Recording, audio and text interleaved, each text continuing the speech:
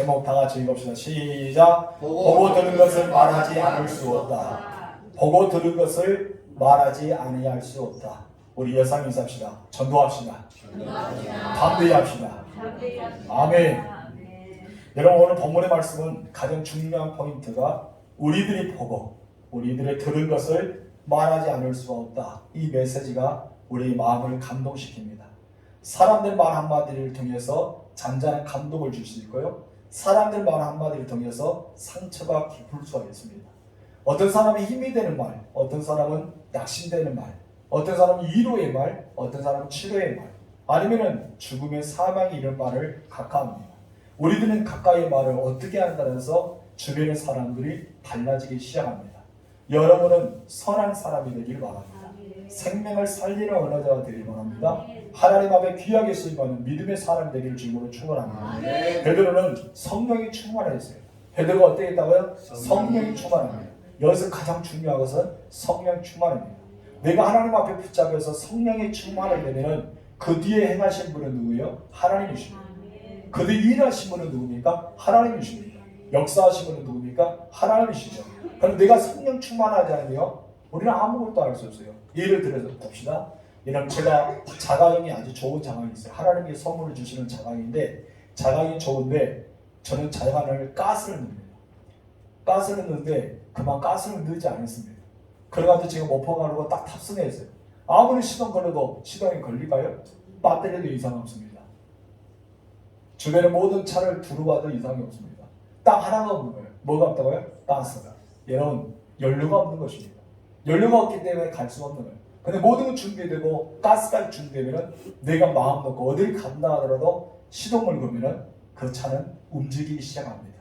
이것이 바로 성령의 사람의 뜻입니다. 여러분, 우리가 하나님 앞에 완벽하게 준비되어 있어요. 예배도 드리고 기도도 하고 찬양도 하고 말씀을 읽습니다. 그런데 내가 성령의 충만함을 받지 못했어요. 그럼 뭐가 없는 거예요? 연료가 없는 것입니다. 연료가 없는 하나님께서 내게 오셨어요. 내게 오셔서 쓰임을 해야 되는데, 사용을 해야 되는데 내가 연료가 없어서 쓰지 못할 때가 있습니다. 여러분, 예수님의 이렇게 신랑을 맞이하기 위해서, 예수를 맞이하기 위해서 10명의 제자가 준비했습니다. 그 중에 5명의 처녀는 다 준비했어요. 등잔과 등불과 기름을 준비했습니다. 근데 이러한 처녀 5명은 다 준비했는데 뭐를 조금밖에 준비하지 못했어요? 여러분, 기름을 조금밖에 준비 못했습니다. 신랑이 어떻습니까? 더디 왔다는 거예요. 여러분, 이 5명의 처녀도 준비를 했어요. 그러나 기름을 조금밖에 준비 못했단 것이죠. 신랑이 그렇게 늦게 올 줄을 몰랐겠죠. 그런데 신랑이 늦게 오고 말았어요. 여기서 준비된 것은 기름을 준비하지 못하기 때문에 여러분, 그 혼인잔치에 참여하지 못했다는 교훈입니다. 그리고 이분들은 기름을 잘 준비해서 신랑이 올 때까지 기름을 넉넉하게 준비했기 때문에 참여할 수 있었다는 것이죠. 여러분, 성령의 충만함이 우리에게 그렇게 중요합니다. 성령이 충만하시기 바랍니다. 아멘. 베드로가 성령을 충만해서 지난주까지 보면 예수의 부활에 대해서, 또한 예수의 이름으로 기적을 베풀었던 그 역사에 대해서 이야기합니다. 그런데 예수의 부활도 믿지 않고 기적도 믿지 못한 거예요. 누구의 권세로, 누구의 이름으로 일을 행하느냐? 정교 지도자는 묻습니다. 그럴 때 이와 같이 대답했죠. 우리 10절 말씀 시작. 너희와 모든 이스라엘 백성을 들으라. 너희가 십자가에 못 박고 하나님의 죽은 자 가운데서 살리신 나사렛 예수의 이름으로 이 사람이 강건하게 되어 너희 앞에 섰느니라. 그 사람이 그들 옆에 있었죠. 여러분, 나오면서 한 번도 걷지 못한 사람이 기적처럼 일어났던 그 사건을 통해서 증인이 필요했기 때문에 그 사람 옆에 있었습니다. 그런데 이 사람이 나온 것은 너희가 십자가에 못 박아 죽였던 예수, 그 하나님의 살렸고 그 하나님의 살리신 그 예수님, 죽은 예수의 이름이 아니라 살아있는 예수님의 이름으로 이 사람이 건강하게 되었다. 이렇게 말한 거예요. 여러분, 여러분들도 성령이 충만하면 이렇게 담대할 수가 있습니다. 성령 충만하면 두려움이 사라집니다. 뭐가 사라진다고요? 두려움이 사라집니다. 그런데 우리에게 있어서요, 사람들에게 있어서 가장 큰 두려움이 무엇인지 아세요? 여러분, 어떤 것이 가장 큰 두려움입니까? 물질입니까? 건강입니까? 무엇이 같아요? 어둠 가까운 밤입니까? 아닙니다. 우리 가운데는 가장 큰 두려움은 사람입니다. 누가 두렵다고요? 사람. 사람이 두려워요. 목회의 실패도 목회의 성공도 사람을 두려워하느냐? 사람을 두려워하지 않느냐? 여기에 달려 있어요.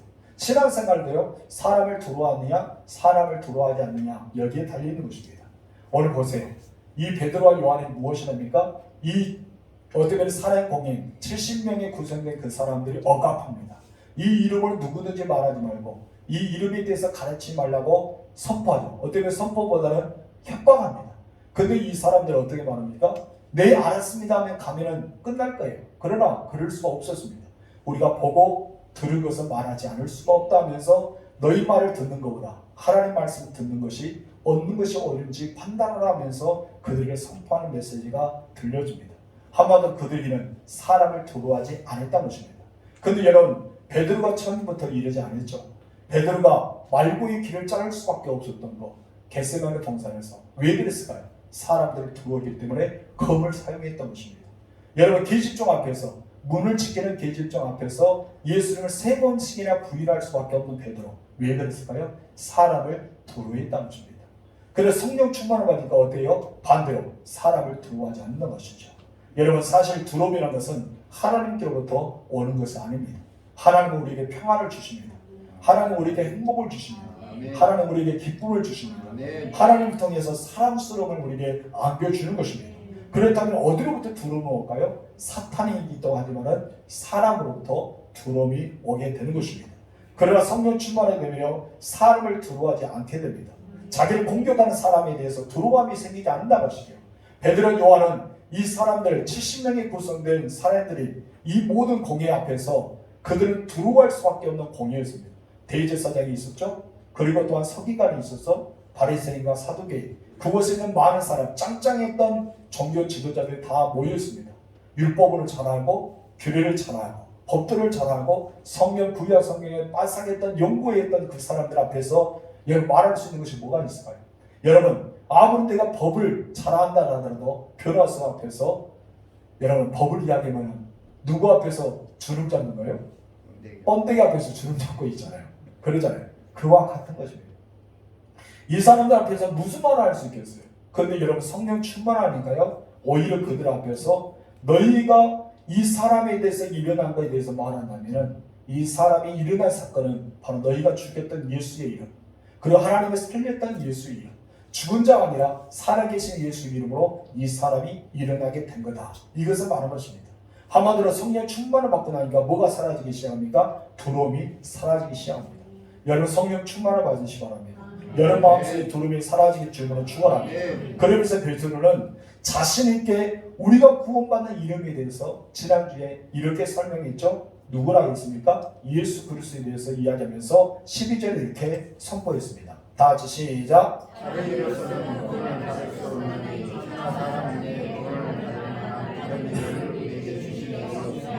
아멘. 다른 이름을 우리가 구원받을 수 없다. 다른 이름으로는 우리가 받을 수 있는 구원이 없대요. 사람 중에도 구원받을 만한 사람이 있다? 없다. 그렇기 때문에 사람 중에서 구원받은 사람은 없다는 것입니다. 오직 예수 그리스도만의 우리의 구원자가 될 줄 믿습니다. 그렇다면 예수님만의 우리의 구원자가 되실까요? 여러분, 우리는 그 문제를 풀어야 되겠죠. 그 답을 얻어야 되겠죠. 여러분, 근본 하나님과의 동시에 인간이십니다. 우리를 구원할 수 있는 분은 죄가 없는 분이 돼야 됩니다. 사람은 죄가 없는 사람이 있어요? 아무도 없습니다. 로마서 보니까 사람은 모두 죄인이다. 의로운 자 한 사람도 없다. 모두가 죄인이다 말합니다. 그래서 로마서는 무엇입니까? 너희는 죄를 지었기 때문에 당연히 죽었던 자들이다. 우리는 이미 죽었어. 무엇으로부터? 죄로부터 죽은 자야. 연약함 때문에 회개해도 또 어떻습니까? 죄를 범합니다. 죄를 범하고 또 회개합니다. 그리고 또 죄를 범합니다. 여러분, 부부간에 어떻습니까? 다투잖아요. 다투면서 막 싸웁니다. 싸우고 어떻습니까? 용서하면서 하여져. 다시는 안 깨. 그래도 어떻습니까? 또 어느 시간에 또 싸우게 되죠. 우리들의 마음이 그래요. 사이좋게 지냈던 여러분 어떻습니까? 우리 성도들의 관계도 봅니다. 어쩌면 여러분들의 직장의 관계도 봅니다. 우리의 이웃의 관계, 부모와 자식의 관계, 모든 사람 관계도 마찬가지예요. 여러분, 한번 우리가 싸우게 되고 화해하고 또 다투게 되고 화해하고 어떤 죄를 반복한 게 지잖아요. 왜 그렇다고요? 우리의 연약함 때문입니다. 인간이 왜 구원할 수 없을까요? 인간이 사람을 구원할 수가 없는 이유가 무엇일까요? 우리는 완벽하지 않아요. 우리는 모두가 무엇이다? 죄인이다. 죄인이기 때문에 연약함 때문에 그럴 수밖에 없다는 것입니다. 우리는 그것을 알아야 돼요. 완벽한 자는 아무도 없습니다. 그러잖아요. 완벽한 자가 있다? 없다는 것입니다. 그렇기 때문에 우리의 연약함을 위해서 우리는 기도해 줘야 돼요. 목사님의 연약함을 위해서 여러분이 저를 위해 기도해야 되고, 저는 여러분들의 연약함을 위해서 기도해야 되고, 여러분의 성도와 성도들의 연약함을 위해서 기도해 줘야 됩니다. 남편을 위해서, 아내를 위해서, 부모와 자녀를 위해서, 주변의 직장의 동료를 위해서 우리는 기도해야 될 것입니다. 때로는 어떤가? 다툴 수도 있고 화해할 수도 있고 반복적으로 그 일이 일어납니다. 그냥 평안하면 얼마나 좋을까요? 아무 일 없이 우리가 그렇게 살아간다면 여러분 성경은 무엇입니까? 다른 일로서 구원받을 수 있다라고 말하는 겁니다. 의로운 사람, 죄가 없는 사람, 그냥 성자처럼 새기는 사람들은 그 사람을 말미암아 구원받을 수 있다라고 설명합니다. 그러다 누구를 구원받을 수 있을까요? 여러분 많은 교주들, 자기가 예수라 나타났던 교수를 통해서 구원도 이루어지겠죠. 여러분 석가모니를 통해서 구원도 이루어지겠죠. 만약 그렇게 말한다면. 근데 모든 석가모니도 인간이었습니다. 신이 아닙니다. 여러분 모든 교주들은 어떻습니까? 인간입니다. 신이 아닙니다. 모든 사람들이 다 죄를 있기 때문에 구원할 수가 없는 것입니다. 하나님과 동시에 뭐가 돼야 된다? 인간이 돼야 된다는 것이죠. 그래서 죄 많은 인간들은 인간을 구원할 수 없는 거예요. 하나님만을 구원할 수 있습니다. 할렐루야. 그러니까 하나님께서 자기가 구원할 수 있음에도 불구하고 하나님은 구원받을 수 있는 길을 만들어 주셨어요. 구원받을 수 있는 방법을 만들어 주셨다는 것입니다. 구원받을 수 있는 기회에 그 그를 어떻게 하면 구원을 받을 수 있는 것에 대해서 우리에게 말씀하셨습니다. 그 구원은 하나님의 정해 주시는 방법입니다. 그것은 무엇입니까? 하나님과 동시에 인간이 되어야 합니다. 완벽한 하나님, 완벽한 인간. 그렇기 때문에 하나님께서 어떻습니까? 그 아들을 이 땅에 보낼 수밖에 없어요. 하나님이심에도 불구하고 이 땅에 죄인이 머물러 여러분 30년, 33년 동안 살아왔습니다. 그렇기 때문에 인간은 유일한 구원의 방법은 바로 하나님과 동시에 완벽한 인간, 성육신하신 예수 그리스도만 되는 겁니다. 그분이 누구다고요? 예수 그리스도.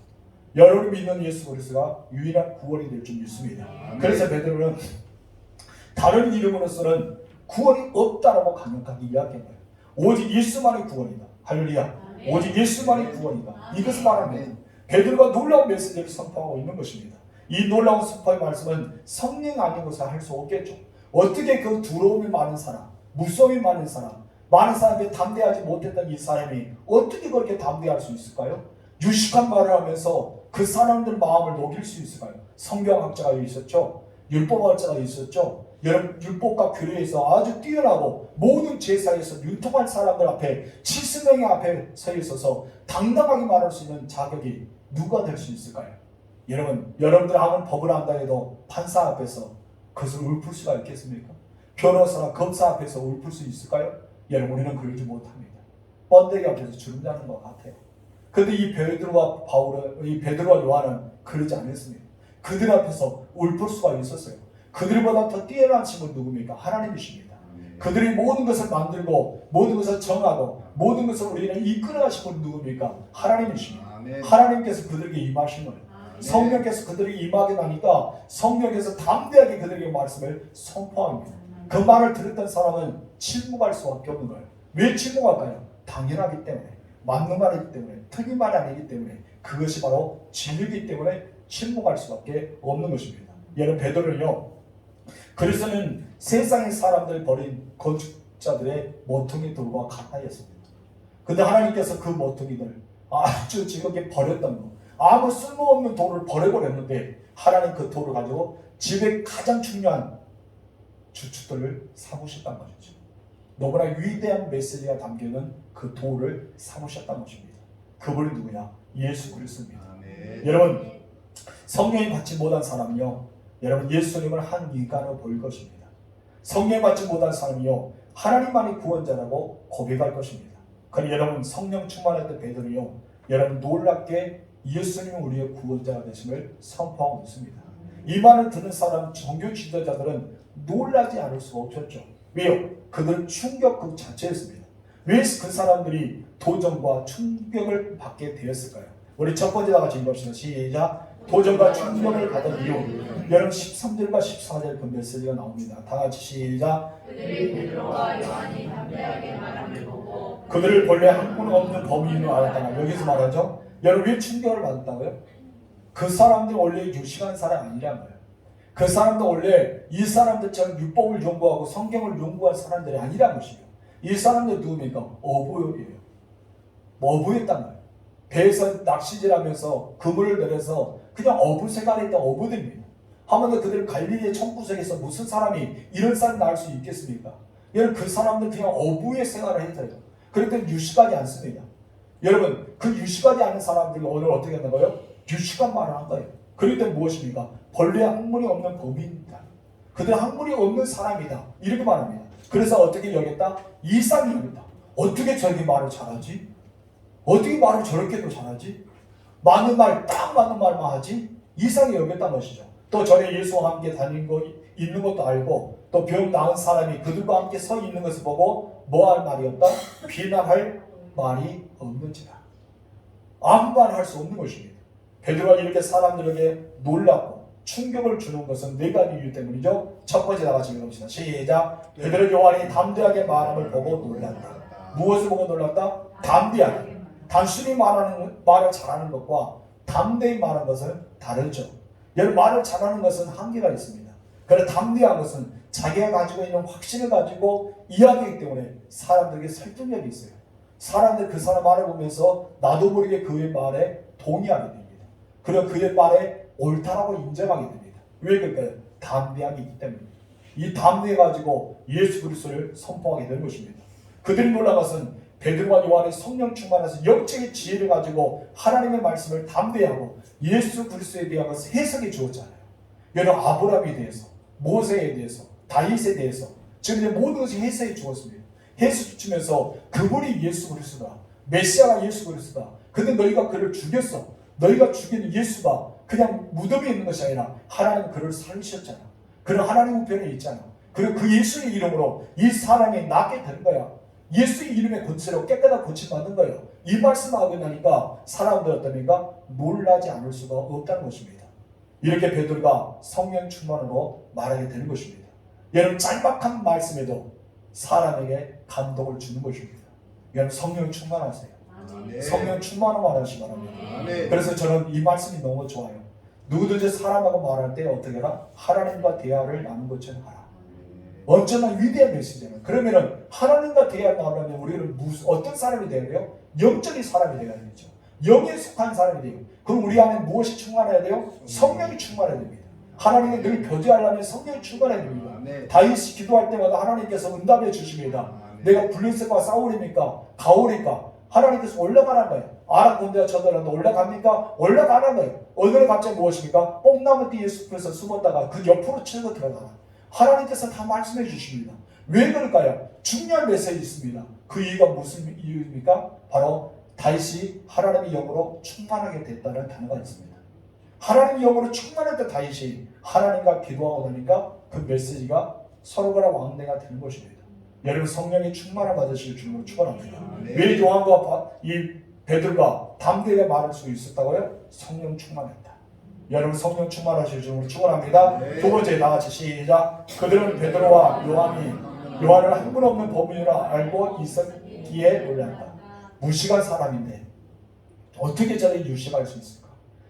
덜 똑똑한 사람인데 어떻게 저렇게 아주 똑똑할 수 있을까? 그렇게 측면을 보고 있는 거예요. 공부도 하지 않은 무식한 사람. 어떻게 저렇게 그리스도에 대해서 정확하게 알 수 있는 지식이 있지? 우리들은 처음부터 어렸을 때부터 교육받았는데 지도자의 교육받았는데 그들은 훈련과 교육으로 철저히 무장된 사람이에요. 율법에 대한 교육받고 법률에 대해 교육받고 여러 구약 성경에 대한 것을 해석하는 것을 교육받았잖아요. 안 믿는 사람들이 그 사람들입니다. 그런데 여러분 베드로와 요한은 전혀 교육도 받지 않았는데 어떻게 이렇게 말을 잘할 수 있냐 이것입니다. 여러분 종교 지도자는요 학문의 능력은 있었지만 그들에게는 성령의 능력을 없었습니다. 학문을 알고 있었지만 성령을 알지 못했다는 것입니다. 여러분들 학문을 알고 있습니까? 성령의 능력을 알고 있습니까? 여러분들은 베드로 요한보다 더 똑똑한 사람입니다. 왜요? 성경도 잘 알잖아요. 여러분 안에 누가 있습니까? 우리 성령들 있잖아요. 그럼 베드로와 요한보다 더 똑똑해요. 여러분 베드로 요한은 좀 몰랐어요. 범인이 있어요. 학문을 몰랐던 무식한 사람들입니다. 근데 어떻게 됐어요? 성경이 충만하고 나니까 그런 은혜를 알게 되었단 것입니다. 제가 옛날에 저희 어머니에 대해서 이야기하잖아요. 근데 저희 어머니에 대해서 이야기했는데 우리 박정천 안수일사의 어머니도 성경을 읽고 성경을 쓰고 막 그런다는 게 너무나 깜짝 놀랐습니다. 저희 어머니도 하나님께 기도하고 하나님 저 학교도 이렇게 많이 나오지 않고 그랬는데 성경 좀 읽어보고 또 이렇게 찬송가도 불러보고 싶다고 글자를 모르기 때문에 저 안타까움에서 기도했답니다. 그리고 하나님께서 은혜를 내려주신 거예요. 성경을 읽기 시작한 거예요. 찬송가가 보이기 시작한 것입니다. 지금 아주 잘 쓰고 아주 잘 읽어요. 여러분 정말 하나님께서 놀랍게 그렇게 역사하십니다. 누구의 역사일까요? 성령의 역사입니다. 하나님의 영이 임하고 하나님의 성령이 임하면 범위인 줄 알았던 사람, 학문을 몰랐던 사람들에게 지혜를 열어주시고 확신을 열어주시고 성경에 보이는 눈을 열어주시는 겁니다. 여러분 하나님이 하신 방법은 사람이 어찌 막을 수가 있겠습니까? 종교 지도자들은 학문만 알았습니다. 그러나 여러분 성령을 몰랐다는 것입니다. 그런데 여러분 베드로와 요한은 성령을 알았습니다. 성령의 능력을 받고 나니까 어떻습니까? 학문이 보이기 시작한 거예요. 열려지기 시작한 거예요. 구약 성경에 대한 해석이 자기들이 했을까요? 하나님께서 풀어주셨겠죠. 그리고 풀어주셨기 때문에 그 잎의 나팔이 돼서 줄줄줄줄 나오기 시작합니다. 그래서 성령 능력이기 때문에 뭐를 얻었다? 담대함을 얻었다는 것입니다. 우리 세 번째 나가서 읽읍시다. 시작. 그들은 베드로와 요한이 그 전에 예수와 함께 있었던 줄로 알고 있었기에 놀랐다. 베드로 요한은 어느 날 갑자기 나타난 사람 아니죠. 짠하고 나타난 사람 아닙니다. 지상에 예수님이 사역하고 있을 때 예수님과 늘 함께 지냈던 사람 누굽니까? 베드로 요한입니다. 늘 옆에 붙어있잖아요. 벼란산에 가도 붙어있고 예수님 동행할 때도 세 명을 꼭 같이 다녔던 사람이 이 사람들입니다. 그렇기 때문에 예수님에 대해서 너무나 잘 알고 있었기 때문에 그들의 말이 거짓말이라고 인정하기가 어려웠던 것입니다. 여러분 말에 확신에 있는 말, 참된 말이라고 믿었던 것이죠. 여러분의 신앙생활 잘하세요. 여러분 신앙생활 잘하면서 하나님의 말씀에 성경에 대해서 이야기하는 주변의 사람들이 여러분 말을 거짓말로 인정하지 않습니다. 왜요? 저 사람은 신앙생활 잘하는 사람이야. 저 사람은 하나님을 잘 믿는 사람이야. 저 사람 정말 예수에 빠진 사람이야. 그럼 저 사람은 교회에 대한 말, 성경의 말은 맞는 거야. 이것을 알게 되는 거예요. 왜요? 베드로 요한이 예수님과 함께 있는 것을 알았어요. 종교 지도자들이 알았던 것입니다. 알았던 무엇입니까? 그들이 말한 것은 틀리지 않았어. 이 말이 확실성이 있는 것입니다. 네 번째 다 같이 시작. 그들은 병 나은 사람이 그들과 함께 서 있는 것을 보고 비난할 말이 없었다. 그렇습니다. 한 번은 걸어보지 못했던 사람. 이 사람 고침받고 지금 옆에 누구 옆에 서 있습니까? 베드로와 요한 옆에 서 있습니다. 베드로 요한 옆에 서 있는데 이 사람 보면서 어떻게 변명할 수 있겠습니까? 여러분 그 사람들이 물어볼 거예요. 야, 너 누구로 인해서 고침받았냐? 했더니 무엇입니까? 이 사람들이 나를 고쳐주었어. 그럼 이 사람들이 뭐라 했느냐? 예수의 이름을 명하여서 나를 걸어라 했다. 그리고 나를 잡아 일으켰다. 그랬더니 이상하게 내 발과 발목에 힘이 생겨서 내가 걷게 되고 뛰게 되었다. 하나님을 찬양하며 성전으로 들어갈 수가 있었다. 이 말을 했을 거 아닙니까? 그렇다면 이 사람이 그들을 증인했던 자기가 겪었던 것을 간증으로 이야기한 거예요. 있었던 일을 그들을 사실을 이야기한 겁니다. 그렇기 때문에 베드로는 그 사람에게 너는 예수 이름으로 일어나 걸어라 했기 때문에 자기가 일어났다는 것입니다. 그러다 베드로 요한은 뭐입니까? 그 사람의 증언에 확신해서 이 사람이 말했던 것처럼 예수 이름으로 일어나 걸어라 했기 때문에 그 예수 이름이 누구냐? 그 예수 이름을 구약 성경에 모세가 말했던 사람, 아브라함이 이야기했던 분, 또한 다윗이 이야기했던 그분이 메시아가 예수 그리스도야. 너희가 십자가에 못 박혀 죽었던 예수. 근데 하나님께서 그를 살리셨잖아요. 그는 죽었던 예수가 아니라 살아계신 예수님. 그 예수 이름으로 걷게 되는 거야. 이것을 말씀하고 있는 것입니다. 여러분도 이렇게 확실한 증거가 있기를 바랍니다. 여러분 삶 속에 이렇게 확실한 간증이 있기를 주님으로 축원합니다. 어느 누구도 여러분이 말할 때 변명할 수 없고, 여러분 어느 누구도 부인할 수 없고 반기를 들 수 없는 담대한 말, 정말 확신 있는 말이 우리에게 필요하다는 것을 우리는 나타내 보여야 되지 않겠습니까? 왜 많은 사람들이 예수 그리스도를 증거하지 못하게 합니까? 이 능력이 있는 삶을 살지 못하게 합니까? 단 한 가지입니다. 예수를 머리로 알고 있는 거예요.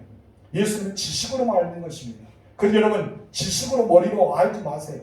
우리는 가슴으로 알아야 돼요. 내 마음으로 알아야 돼요. 진짜 우리 삶 속에 예수 그리스도가 나타날 줄 믿습니다. 그래서 어느 누구도 비난하거나 반박할 수 없는 예수 그리스도를 체험할 수 있는 우리가 되길 줄 믿습니다. 여러분 정말 예수를 믿습니까? 아멘. 오늘 죽더라도 하나님의 나라 갈 수 있습니까? 아멘. 그랬다면 되는 거예요. 내가 예수에 대해서 확신해야 됩니다. 아무리 몇십 년 동안 살아가면서 오늘 죽으면 천국 갈 수 있습니까? 하면 천국이요? 예수 믿는 것도 감사한데 천국까지 들어가면 어떻게 염치가 없어서 들어갈 수 있습니까? 그런 말 하면 안 된다는 거예요. 염치가 없어도 우리가 어디 가야 돼요? 천국 가야 되죠. 아, 미안한데 어떻게 미안해 죽겠는데 어떻게 천국 갑니까? 그러면 안 돼요. 미안하다가 지옥 가면 됩니까? 안 된다는 것이죠. 염치가 없다가 지옥 가면 됩니까? 안 된다는 것입니다. 우리는 미안하더라도 우리는 죄송하더라도 염치가 없더라도 예수 이름 믿고 어디 가야 돼요? 천국 가야 돼요. 오늘 죽더라도 내일 죽더라도 1년 뒤에 10년 뒤에 20년 뒤에 50년 뒤에 어떤 일이 일어날지라도 우리는 예수를 믿어야 됩니다. 아멘. 확실하게 그 증거를 하시는 여러분 되실 주님으로 축원합니다. 아멘.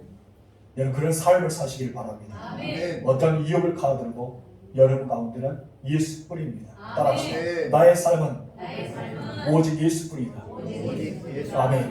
오늘의 교훈은 무엇입니까? 예수를 체험하자. 확실한 증거를 가지고 살아가자. 어떠한 일이 있더라도 예수만을 증거하며 살아가는 내가 되자. 그렇게 살아가시기 바랍니다. 벌써 9시가 됐습니다. 더 많이 설교했지만 다음 주로 연기하도록 하겠습니다. 기도할까요? 하나님 아버지 감사합니다.